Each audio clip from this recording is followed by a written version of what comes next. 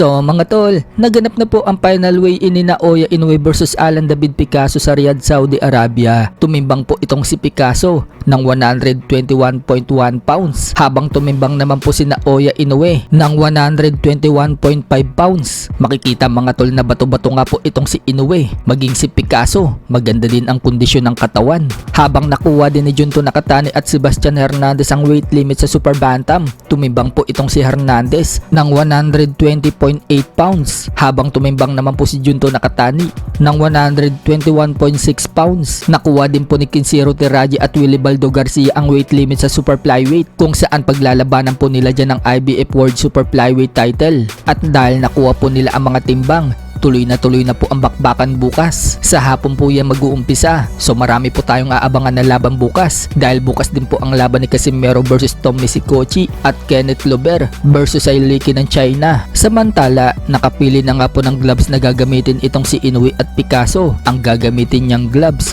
yung mula pa rin sa Japan na madalas niyang gamitin sa mga laban niya. Kulay black nga po yung gloves na may combination na light brown. Habang si Picasso naman mga tol, Cleto Reyes gloves na puti ang gagamitin niya. Sa kabilang banda naman mga tol, nalaman na po natin ang naging timbang ni Casimero at Tom Misikochi kanina. Tumimbang po itong si Tom Misikochi ng 57 kg or 125.6 pounds. Habang tumimbang naman po si Casimero ng 56.9 kg or 125.4 pounds. Pasok nga po sila sa weight limit ng 126 pounds or featherweight division. So mas mababa pa nga po ang naging timbang ni Casimero kaysa kay Tom. Makikita din na matangkad ng konti itong si Tom kay Casimero. Samantala, pagkatapos ng weigh-in ni Casimero at Tom, nagkaroon pa sila ng press conference. Nagbanta nga po itong si Casimero kay Tom. Knockout daw ito sa kanya. Hindi nga rin po nababahala si Casimero kung sakaling tumakbo itong si Tom. Hindi na umano papayag si Casimero na mangyari muli yung naging huling laban niya na tumatakbo lang ang kalaban niyang si Kameda. Kaya natalo si Casimero.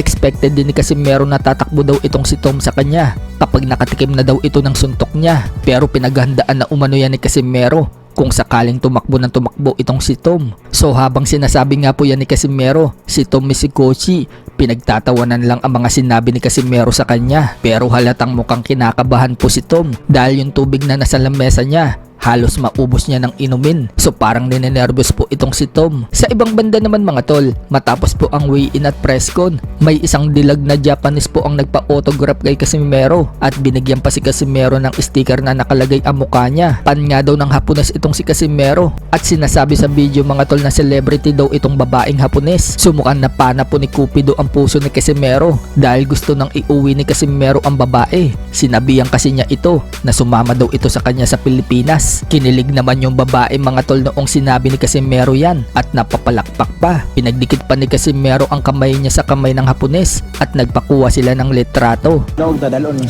Pinas. Dalon Pinas. Klaro na. Klaro. Dala na dyan eh. Philippines. Visit in Philippines. Visit. Philippines 遊びに来てください。